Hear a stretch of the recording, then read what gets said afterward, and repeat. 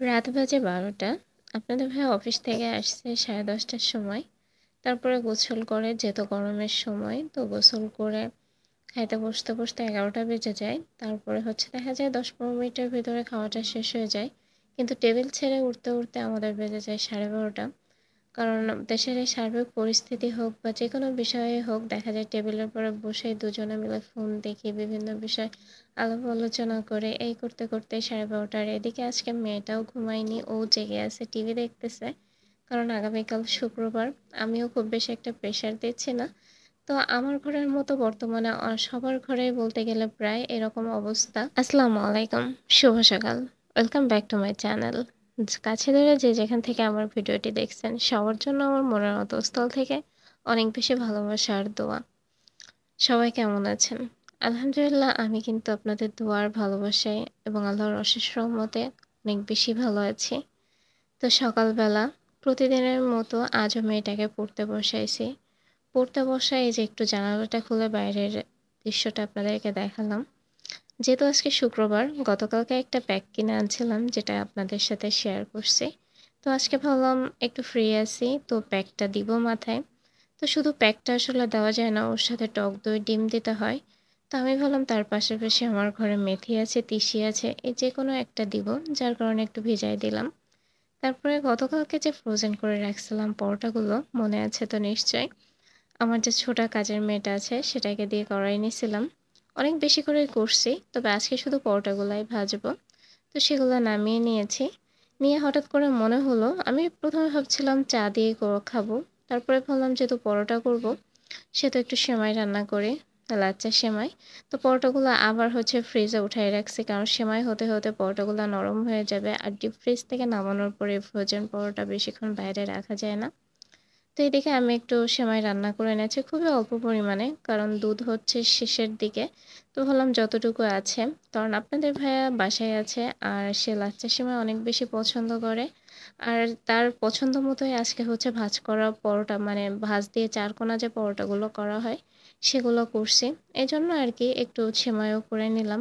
আর এই চারকোনা পরোটাটা সে একটু মোচমোচা করে খেতে পছন্দ করে। তো আপনারা যারা আমার রেগুলার ভিডিও দেখেন তারা তো দেখছেন যে আমি সাধারণত রুটিটাকে পরোটা হিসেবে ভেজে নেই, আর খুবই অল্প পরিমাণে ঘি দিয়ে। কিন্তু আজকে একটু ঘিটা বেশিই দিচ্ছি, দিয়ে একটু পোড়া পোড়া, মানে একটু মচমচা করে ভেজে নিচ্ছি আর কি, আপনাদের ভাইয়ার উদ্দেশ্যেই বলতে গেলে।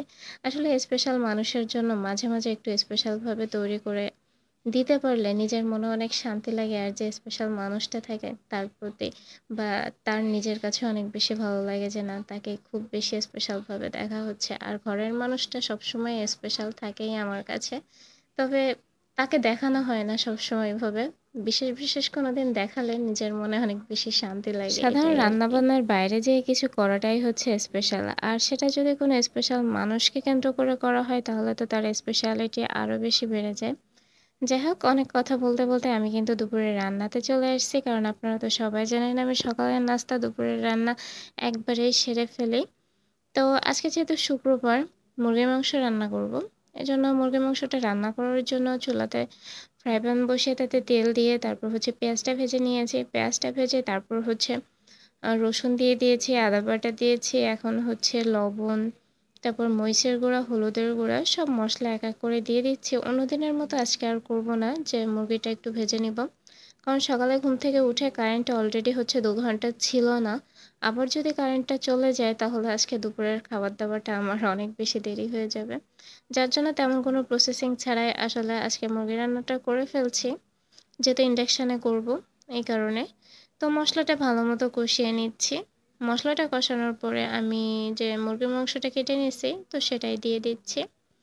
আসলে প্রতি শুক্রবারে দেখা যায় যে মেয়েটার জন্য মাংস করাই লাগে, তারপরও গত শুক্রবারে করি নাই। তো সকালবেলা উঠে আমাকে বলতেছিল আজকে করবা তো? তাই আমি বলতেছি কেন, তোমার তো প্রতি শুক্রবারে মাংস রান্না করে খাওয়ানো হয়। গত সপ্তাহে অনেক বেশি মাংস খাইছো, এই কারণে শুক্রবারে করছিলাম না। তো যাই হোক, মাংসটা রান্না করতে করতে হচ্ছে ওর ছোট দাদু আসে, মানে আমার চাচা শ্বশুর আসে। তো তাকে সকালে নাস্তা খাওয়াইছিলাম, খাওয়ানোর পর সে আমাকে বলে গেছিল যে সে জুম্মার নামাজ পড়ে মেয়েটাকে নিতে আসবে, যার কারণে মেয়েটা আজকে আমাদের সাথে দুপুরের খাবার খায়নি। ওর ছোট দাদুর সাথেই গেছিল, তার বাসাতে বিরিয়ানি খেয়ে আসতে। তো এদিকে আমার কিন্তু মুরগির মাংসটা প্রায় রান্না হওয়ার কাছাকাছি। মানে আমি আলু দিয়ে, মাংস দিয়ে সবকিছু দিয়ে ভালোমতো কষিয়ে নিয়ে ঝোলের পানি এড করে দিয়েছি।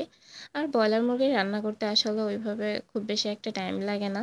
তারপর আসলে রান্নাগুলো শেয়ার করা হয়, অনেক বিগিনার আছে। আমরা যারা সংসারের কাজ করতে, করতে একটু হলেও পারদর্শী হয়ে গেছি, অনেকেই কিন্তু এমনটা না। তো তাদের উদ্দেশ্যে আসলে ছোটখাটো করে রেসিপিগুলো শেয়ার করি, যদি তেমন কোনো বিগিনার আমার ভিডিওতে থাকে আর তাদের যদি একটু উপকার হয়, এই আর কি। তো এই যে রান্নাটা প্রায় হয়ে এসেছে।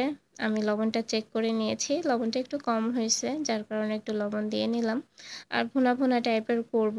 আর একটু ঝোল কমে গেলে আমি এটা নামিয়ে নিব। কারণ ব্রয়লার মুরগি আসলে ওইভাবে ঝোল ভালো লাগে না। তো আলহামদুলিল্লাহ আমার রান্নাটা কমপ্লিট হয়ে গেছে। আর আজকে মুরগির পাশাপাশি আমি হচ্ছে টাকি মাছের ভর্তা করব। আর ফ্রিজে ডাল আছে গতকালকের, ডালটা গরম করব। আর টাকি মাছ ভর্তাটা আসলে প্ল্যান ছিল না। তারপরে দেখি গতকালকে যে টাকি মাছটা রান্না করছিলাম তার 2-3 পিস থেকে গেছে। তো আরও 4 পিস মাছ নামিয়ে নিয়েছি যে একসাথে ভর্তা করেই ফেলি। কারণ 2-3 পিস থাকার কারণে হচ্ছে আমার খালা খায় না টাকি মাছ, আর আমার রুইমনে তো খাই না সে পাঙ্গাস মাছ ছাড়া অন্য কোনো মাছ। তো আমি চুলাতে পানি বসিয়ে তাতে লবণ, হলুদ, মরিচের গুঁড়া দিয়ে একটু বলক আসলে চারটা আর কি টাকি মাছ রাখছিলাম সেটা দিয়ে দিয়েছি। আর তার পাশাপাশি আমি একটু পেঁয়াজ আর রসুন দিয়ে নিয়েছি ভর্তার জন্য। আর এর ভিতরে আমি কিন্তু গতকালকে যে 2 পিস মাছ থেকে গেছিলো সেটাও দিয়েছি। আমি এর আগে টাকি মাছ ভর্তা করছি সবসময় মাছ ভেজে, পেঁয়াজ রসুন ভেজে এভাবেই, কিন্তু এভাবে আমি আসলে কখনো ভর্তা করি নাই। তো আজকে একটু ট্রাই করব, কারণ আমার কাছে কেন জানি না মাছ ভাজি করে যদি ভর্তাটা করা হয় একটু ঝুরঝুরা হয়, আর এইভাবে ভর্তাটা করলে একটু নরম হয়। তো আমার কাছে আজকে নরম ভর্তাটা খেতে মন চাচ্ছিল, এই জন্য এভাবে মাছটাকে সেদ্ধ করে নিয়ে লবণ, হলুদ, পেঁয়াজ, মরিচের সাথে করব। আর মাছটার সাথে সাথে কিন্তু আমার পেঁয়াজ আর রসুনটাও একদম সেদ্ধ হয়ে গেছে সুন্দর মতো। তো আমি একটু ভালো মতো আর কি যে ইয়েটা আছে, ঝোলটা আছে সেটা শুকিয়ে নিচ্ছি। আর এদিকে আমি কিছু শুকনো মরিচও ভেজে নিয়েছি। তারপরে এই যে পাটাতে আমি মাছটা ঠান্ডা করে এখন পাটাতে দিয়ে দিচ্ছি। আজকে কিন্তু আমি পাটাতেই ভর্তাটা করব। যদিও আমার ব্লেন্ডারটা ঠিক হয়ে গেছে, কিন্তু কিছুদিন পাটাতে মশলা করতে করতে একটু হলেও এখন এক্সপার্ট হয়ে গেছে। এখন যদি এটা একটু চর্চায় না রাখি দেখা যাবে আবার ভুলে যাব, যার কারণে আজকে পাটাতেই ভর্তাটা করার চিন্তা ভাবনা করছি। তো মাছ থেকে আমি যে বড় বড় কাঁটাগুলো আছে সেগুলো বেছে নিব। যদিও ছোট কাঁটাগুলো বাছবো না, কারণ কোনো বাচ্চা খাবে না, তো আমার রুইমনে তো এগুলো খাবেই না। আমি আর আপনাদের ভাইয়া খাবো, খালা তো টাকি মাছ খায় না। তারপর আজকে একটু বলবো দেখি খায় কিনা অন্যদিন। মানে সে কখনো হয়তো বা টাকি মাছের ভর্তা খায়নি, রান্নাটাই খাইছে। তো আমি আজকে একটু ট্রাই করব যে তাকে খাওয়াতে পারি কিনা। যাই হোক, এদিকে আমি বড় বড় কাঁটাগুলো এই জন্য বেছে নিচ্ছি, আর মাছের যে মাথাগুলো আছে সেগুলো ফেলে দিচ্ছি। আমি কিন্তু এক্সট্রা আর কোনো পেঁয়াজের ভিতরে অ্যাড করব না, শুধুমাত্র শুকনো মরিচটা ছাড়া। তো শুকনা মরিচটা দিয়ে দিয়েছি, দিয়ে এখন শিলপাটাতে আমি আমার সাধ্য মতো এটাকে মানে ভালো মতো ম্যাশ করে নিব। আসলে শিলপাটায় যে কোনো ভর্তাটাই অনেক বেশি মজার হয় ব্লেন্ডারের থেকে, এটা আমি শুনেছি আর নিজেরও অভিজ্ঞতা আছে অনেক। এই জন্য আজকে মনে হলো যে একটু শিলপাটাতেই করি, আর ওই যে হাতের প্র্যাকটিসটা রাখার জন্য।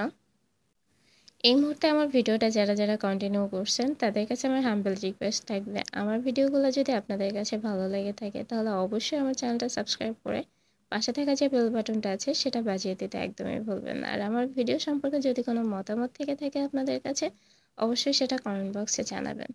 তো এইদিকে আমার কিছু টাকি মাছের ভর্তাটা হয়ে গেছে। এখন লাস্টে যে প্রসেসিং, যেটা ছাড়া ভর্তা একদমই অসম্পূর্ণ থাকে, সেটা হচ্ছে সরিষার তেল। তো সেটা দিয়ে ভর্তাটাকে ভালো মতো মাখো মাখো করে মাখিয়ে নিচ্ছি। আর কি বলবো, এত বেশি লোভনীয় হয়েছিল,